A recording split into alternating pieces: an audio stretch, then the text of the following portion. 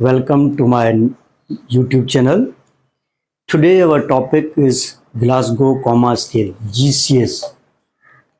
GCS is developed in 1974 by Teasdale and Janet.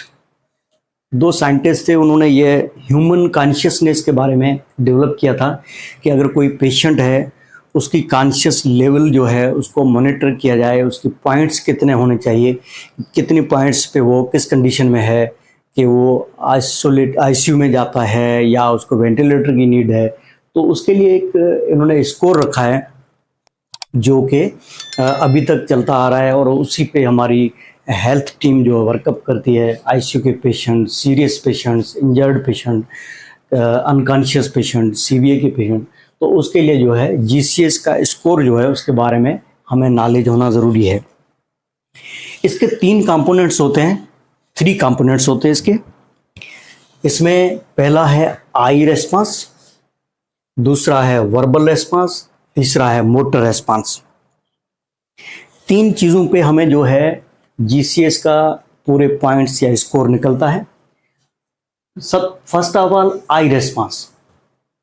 I response के total जो points हैं वो हैं 4 पॉइंट्स उस पे होते हैं। वर्बल रेस्पॉन्स के 5 पॉइंट्स होते हैं और मोटर रेस्पॉन्स के 6 या 6 पॉइंट्स होते हैं। यानी 4, 5 और 6 ये तीनों जो हमारे स्कोर हैं ये टोटल 15 बनता है। तो नॉर्मल जीसीएस जो है 15 है, यानी मैक्सिमम लेवल जो है पॉइंट्स की वो 15 है और मिनिमम 3। फर्स्ट ऑफ ऑल हम आई रेस्पॉन्स पे आते हैं। आई रेस्पॉन्स में पहला है स्पॉन्टेनियस। स्पॉन्टेनियस का मतलब है कि आप किसी पेशेंट के पास गए और वो कॉन्शियस है, खुद आई ओपनिंग कर रहा है, हमारी तरह वो देख रहा है, सारी चीज़ें ऑब्जर्व कर रहा है। स्पॉन्टेनियस, खुद उसकी आई ओपनिंग है ऑलरेडी, तो ये इसको कहते हैं स्पॉन्टेनियस। पहला पॉइंट हमारा जिसके 4 मार्क्स हैं, यानी 4 पॉइंट्स हैं। दूसरा है टू स्पीच और टू साउंड। किसी भी पेशेंट के पास अब जाते हो, उसकी आई ओपनिंग नहीं है स्पॉन्टेनियस, और उसको आपने साउंड दिया, उसको आवाज़ दिया, उसके नाम से पुकारा कि फलां आप, तो फिर उस पर अगर उसने आँख खोली, आपके आवाज़ पे, आपकी स्पीच पे उसने आँख खोली है, आई ओपनिंग रेस्पॉन्स है उसका, तो इसके जो है इसको कहते हैं टू स्पीच और इसके 3 पॉइंट्स होते हैं। उसके बाद है टू पेन। एक पेशेंट है, आपके उसके पास आप गए, उसकी आई ओपनिंग नहीं है, आपने आवाज़ लगाई, ओपनिंग नहीं की, उसके बाद आपने उसको कोई पेन दिया, आपने कहीं से ट्रेपेजियस मसल्स पे या किसी भी जिस्म के हिस्से पे आपने कोई पेन दिया और उसके दर्द की वजह से उसने आँख खोल ली, आई रेस्पॉन्स आया, तो ये हो गया टू पेन और इसके 2 पॉइंट्स यानी 2 पॉइंट्स होते हैं। उसके बाद है नो रेस्पॉन्स या नन। कोई पेशेंट है, आपने उसको स्पीच पे देखा, आवाज़ दी, नहीं आया, वो आंखें खोली, फिर उसको पेन सेंसेशन दी, फिर भी उसने आंख नहीं खोली, उसके बाद मतलब ये कि उसका नो रेस्पॉन्स है, तो इसका होता है 1 पॉइंट होता है, 1 पॉइंट। ठीक है।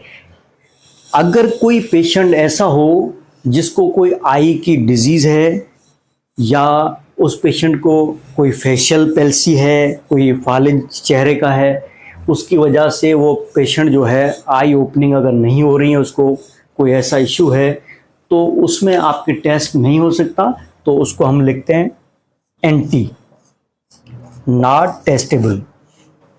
अगर कोई आई प्रॉब्लम है, आँखें उसकी कोई मसला है या उसको फेशियल पैल्सी है जिसकी वजह से आँख नहीं खोल पा रहा है, आपकी आवाज़ हो या कुछ भी हो या आपके पेन पे भी, तो वो आपका जो नॉट टेस्टेबल होता है उस पर आपने टेस्ट करने के काबिल नहीं कहा जाता। ये हमारा पहला कंपोनेंट था आई रेस्पॉन्स। जो वो रेस्पॉन्स है वो है वर्बल रेस्पॉन्स। वर्बल रेस्पॉन्स में फर्स्ट ऑफ ऑल है ओरिएंटेड। आपका पेशेंट अगर पर्सन, प्लेस और टाइम के हवाले से ओरिएंटेड है, अगर उसको पता भी है कि किस जगह मौजूद हूँ, अगर उसको पता है कि जो टाइम क्या हुआ है अभी, या उसको ये भी पता है कि ये पर्सन जो सामने मौजूद है कौन है, इसके बारे में वो अवेयर है, तो ओरिएंटेड कहते हैं उसको, और उसके 5 पॉइंट्स होते हैं। उसके बाद है कंफ्यूज्ड। आपने पेशेंट के पास गए, आपने उसका पूछा कि आपका नाम क्या है, तो वो किसी पड़ोसी का नाम बता रहा है या किसी दोस्त का नाम बता रहा है, अपने नाम के बदले उसको ये तो हो रहा है कि नाम पूछ रहा है, लेकिन उसको अपने नाम के बारे में पता नहीं है, कंफ्यूज है। या उसको पूछो आप कहाँ मौजूद हो, तो उसको पता तो है कि वो मुझे किसी जगह के बारे में पूछ रहा है, लेकिन वो बता रहा है मार्केट में, या बता रहा है मैं घर पे हूँ, तो ये कंफ्यूज होता है। तो इस पेशेंट के जो है हमारे जो वर्बल रेस्पॉन्स का स्कोर है, इसको हम देंगे 4 पॉइंट्स, 4 पॉइंट्स। उसके बाद इनएप्रोप्रिएट वर्ड्स। इनएप्रोप्रिएट वर्ड्स जो हमारा है, इसमें ये होता है कि अगर पेशेंट को आपने पूछा आपका नाम क्या है, तो वो बता रहा है कि फुटबॉल, यानी आप जो पूछ रहे हो उसके और जो बता रहा है उसमें कोई कनेक्शन नहीं हो। आप पूछ रहे हो किस जगह पे हो, तो बता रहा है कि मतलब कोई और चीज़ बता रहा है जो आपको जगह से रिलेटेड नहीं हो, या तो उस जगह पे अपना नाम बता रहा है। आप पूछे हो कि कहाँ पे मौजूद हो, बोल रहा है कि मैं असलम हूँ। तो इस तरीके से अगर कोई जो वर्ड्स उसके में कॉम्बिनेशन बराबर नहीं हो, जो आप पूछ रहे हो उससे बिल्कुल अलग तलग उसकी बात हो, उसमें कोई भी एक किस्म का जो वर्ड्स इनएप्रोप्रिएट हो, तो इसके 3 पॉइंट्स होते हैं। उसके बाद है ओनली साउंड। ओनली साउंड का मतलब है कि आप उसके पास ओरिएंटेड भी नहीं है, इनएप्रोप्रिएट वर्ड से नहीं है, आप अगर उसको कुछ कह रहे हो, पूछ रहे हो, तो वो सिर्फ और सिर्फ आवाज़ निकाल रहा है, ए आ या कर रहा है, इस टाइप का रेस्पॉन्स है, तो इसको कहते हैं ओनली साउंड, और इसके जो है 2 पॉइंट्स होते हैं। उसके बाद है नो रेस्पॉन्स। अगर आपके सारी चीज़ें करने से, आवाज़ लगाने से उसको कोई भी आपके उस पर जो कोई रेस्पॉन्स नहीं है, और कोई वर्बल उसकी जो आवाज़ तक नहीं निकल रही है, तो उसको कहते हैं नो रेस्पॉन्स। ये इसको हम 1 पॉइंट देंगे। अगर कोई पेशेंट है उसको हियरिंग प्रॉब्लम है, आप बोल रहे हो उसको लेकिन वो सुन नहीं पा रहा है, या उसको लैंग्वेज बैरियर है, आपकी लैंग्वेज और उसकी लैंग्वेज अलग है, उसको पता ही नहीं कि आप क्या बोल रहे हो, या पेशेंट इंट्यूबेट है, उसको आपने इंट्यूबेट करके वेंटिलेटर पे डाला हुआ है, या उसको जो है एम्बो के कर रहे हो, तो इसी टाइप का जो होता है उसमें आपका वर्बल रेस्पॉन्स चेक नहीं हो सकता, जिसके लिए हम कहते हैं एनटी, यानी नॉट टेस्टेबल या नॉट टेस्टिंग।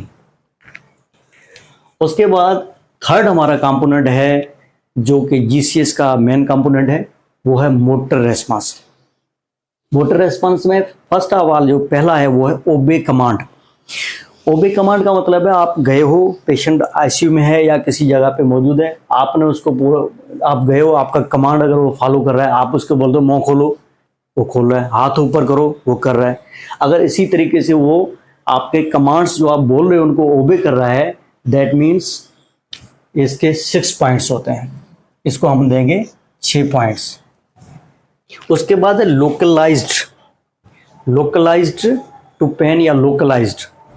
लोकलाइज्ड रेस्पॉन्स में ये होता है कि आप गए पेशेंट के पास और आपने उसको लोकलाइज पेन दिया, मिसाल तौर आपने यहाँ पे दिया या ट्रेपेजियस मसल्स पे आपने पेन दिया, और वो पेशेंट अपने हाथ से आपका हाथ दूर करता है, तो इसका मतलब है उसको अपनी मोटर रेस्पॉन्स उसका सही आ रहा है, और वो इतना वो मालूम कर रहा है कि मुझे दर्द किस जगह हो रहा है, तो ये लोकलाइज पेन कहते हैं। यानी पेशेंट को लोकेशन का पता पड़ रहा है कि मुझे दर्द किस जगह हो रहा है, वो आपका हाथ दूर कर रहा है, तो ये लोकलाइज्ड रेस्पॉन्स कहते हैं। और इसके जो हम पॉइंट्स या मार्क्स देते हैं वो 5 देते हैं।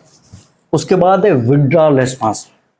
विड्रॉल रेस्पॉन्स में ये होता है कि आपने पेशेंट को वही चीज़ है जो लोकलाइज आपने किया, पेन सेंसेशन दिया, आपने ट्रेपेजियस मसल्स पे पेन दिया या आपने छाती पे यहाँ पे आपने पेन दिया, और वो उसको छुड़ाने के लिए हाथ ऊपर लाता है, फिर गिर जाता है उसका हाथ, तो उसको कहते हैं विड्रा। यानी लोकलाइज में क्या किया, उसने हाथ से पकड़ के दूर करने की कोशिश की, इसमें हाथ दूर नहीं कर पा रहा है, सिर्फ हाथ उठा रहा है और वापस उसका हाथ गिर रहा है, और वो इसको कहते हैं विड्रॉल रेस्पॉन्स, और इसके हम देंगे 4 पॉइंट्स, ये 4 पॉइंट्स होते हैं। उसके बाद है एबनॉर्मल फ्लेक्शन।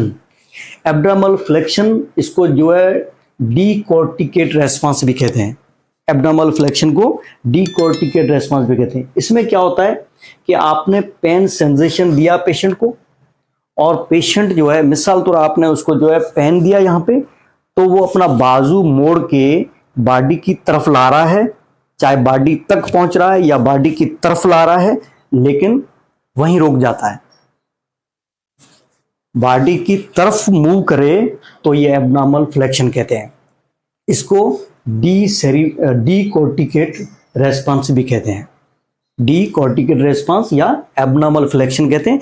इसमें पेशेंट जो है वो जिस जगह आप अगर किसी टांग पे आप दर्द उसको पेन सेंसेशन दे रहे हो तो टांग को बॉडी की तरफ मोड़ रहा है, लेकिन अगर आप किसी जिस्म के किसी और हिस्से पे चेस्ट वगैरह पे पेन दे रहे हो तो बाजू बॉडी की तरफ ला रहा है और वहीं रुक जाता है, तो इसको कहते हैं एब्नॉर्मल फ्लेक्शन। उसके बाद है एक्सटेंशन। एक्सटेंशन को हम डीसेरिब्रेट रेस्पॉन्स भी कहते हैं। एक्सटेंशन या डीसेरिब्रेट रेस्पॉन्स, इसमें ये होता है कि पेशेंट को आपने पेन सेंसेशन दिया और बॉडी अपना मिसाल तो आपने चेस्ट पे या अपने ट्रेपेजियस मसल्स पे आपने पेन दिया, तो बाजू जो है बॉडी से दूर कर रहा है, बॉडी की तरफ लाने के बजाय बॉडी से दूर कर रहा है, तो इसको कहते हैं एक्सटेंशन।